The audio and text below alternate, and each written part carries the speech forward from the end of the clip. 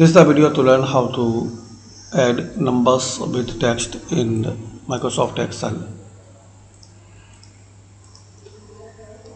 So using this formula, guys, use the equal, select it and select this B column, press enter. We can combine using this formula.